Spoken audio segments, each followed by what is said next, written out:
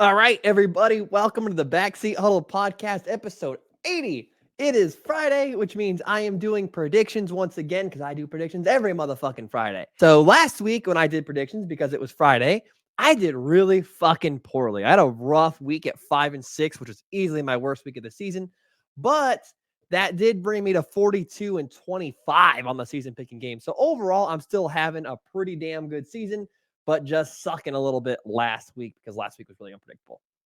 Enough chat. Let's get into the games. Jaguars versus Steelers. The Steelers go against everything we know about this era of football, and I'm fucking tired of them. They lean on their run game and lean on their defense to win games like it's 2005, and it's fucking working.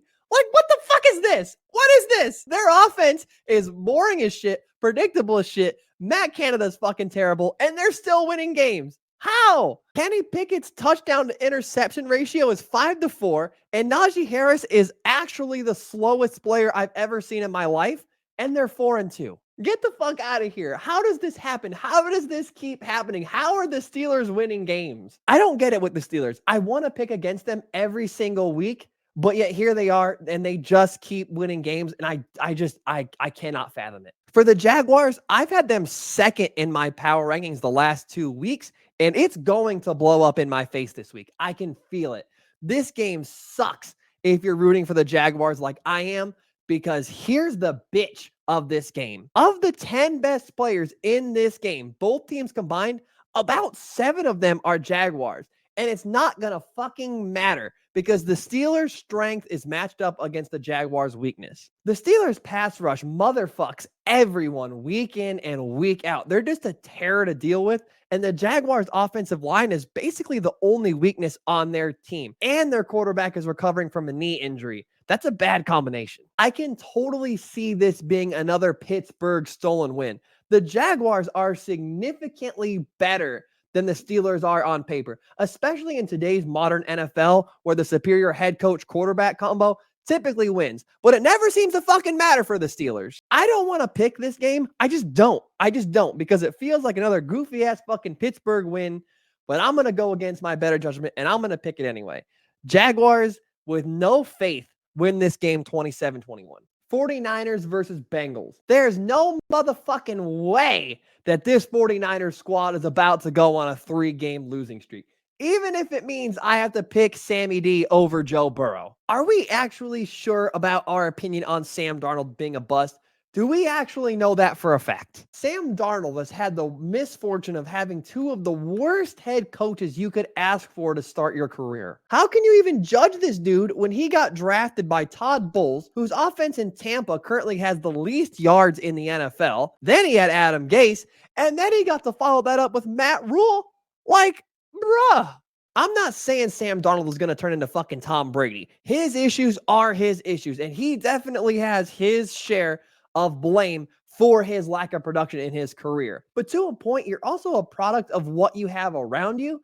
And what's been around Sam Darnold has been fucking terrible. That's not the case in San Francisco. For the first time in his career, he has legitimate offensive weapons and a standout offensive head coach. He actually has the tools in place to be able to have success for the first time in his career. It's just up to him to capitalize. For the Bengals, it is very hard to pick Sam Darnold over Joe Burrow. But how do I make a case for the Bengals who have only played 1 good game offensively all season long? They're going up against the San Francisco defense, which is still one of the best in the NFL. Make no fucking mistake. Kirk Cousins had the best game of his fucking professional career against them last week, and the Vikings still only scored 22 points. And the Browns the week before that only scored 19. It's not like the 49ers are giving up huge point totals on their 2-game skid. I can make a case for the Bengals to win this game based on how good their defense looks, but they struggle against the run. And that's a fucking concern and doesn't feel good when Christian McCaffrey is on the other side. If I'm forced to make a case for the Bengals based on their offense, it would require me to make a case for them based on their reputation and the fact they're coming off a bye week. But that doesn't feel like a cure-all. Could I see it happening? Yes. Am I willing to bank on Cincinnati all of a sudden playing well on offense against a top 5 defense in the NFL? No. The last time we saw this Cincinnati Bengals team, they were struggling the entire second half against the Seahawks. And the 49ers defense is way better than the Seahawks is. So even though it requires me to pick Sam Darnold over Joe Burrow, I'm taking the 49ers, who are at home, and that plays a part, 24-20. Cowboys versus Rams. Cowboys-Rams is going to come down to the trenches, as it always does. It's the same fucking story every single week for the Rams. The story is always, how is the Rams offensive line going to hold up to X pass rush? It's always the same story in a different week. And this week, they play against arguably the best pass rush in the entire NFL. The good news for the Rams is that the Rams tend to give the Cowboys trouble, and I can totally see the Rams pulling off a win this week if they're able to establish a run game. We've seen the Cowboys struggle here and there this season against teams who are able to consistently establish the run, which is what the Rams typically do and have been able to do throughout the season. So there is a path to victory for the Rams, but I just think the Cowboys are going to overwhelm the Rams up front. For that, this feels like a low-scoring Cowboys win, 21-17. Jets versus Giants. I can totally see the Giants winning this game for no other reason than gut instinct. The reason I'm going with the Jets is because they're coming off of a bye, and overall, they are the more talented roster. So I'm going to pick the Jets, but wouldn't be shocked to see the Giants win. Jets win 17-14. Eagles versus Commanders. This game was wild as fuck when these two teams played a couple weeks ago, but I don't see that being the case again. The Eagles are just a lot better than the Commanders, and there's starting to be some tumult in that Commanders locker room. So for that, I'm taking the Eagles 31-17. I think they're going to win big time. Vikings versus Packers.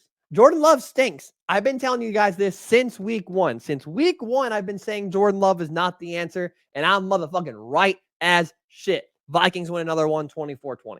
Falcons versus Titans. I have a rule that I pick against the Titans, even if I'm going to be wrong, which I'm going to be wrong this week. Falcons win 23-20. Dolphins versus Patriots. I don't care that the Patriots won last week. I don't. The Dolphins are the better team. Even if they have a beat-up offensive line, that part does scare me, but I'm picking the Dolphins 27-20. Colts versus Saints. I genuinely do not give a shit about either of these teams. They could both lose. I don't give a shit. I don't think either of these teams are very good. Saints are better in theory, but are they better in practice? I have no idea. Saints win 28-21. Texans versus Panthers. Get Bryce Young some fucking help. Texans win 19-17.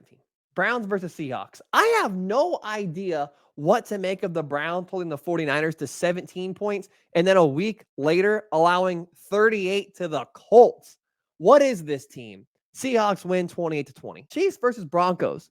The last time the Broncos beat the Chiefs, the Browns starting quarterback was Johnny Manziel. Just a little fun fact for you there. Chiefs win 22-10. Ravens versus Cardinals. Ravens should win this one easily. Ravens win 31-17. Bears versus Chargers. Chargers suck, but they should suck less than the Bears. Chargers 24-20. Lions versus Raiders. Lions, huge bounce back game. They're going to beat the shit out of the Raiders. I'm picking them 34-10 this week. So that's it, guys. Those are my predictions. Feel free to like and subscribe. Let me know if I got any wrong or who you think are going to pull off any major upsets this week. Feel free to like and subscribe if I didn't say that already. Take care, everybody.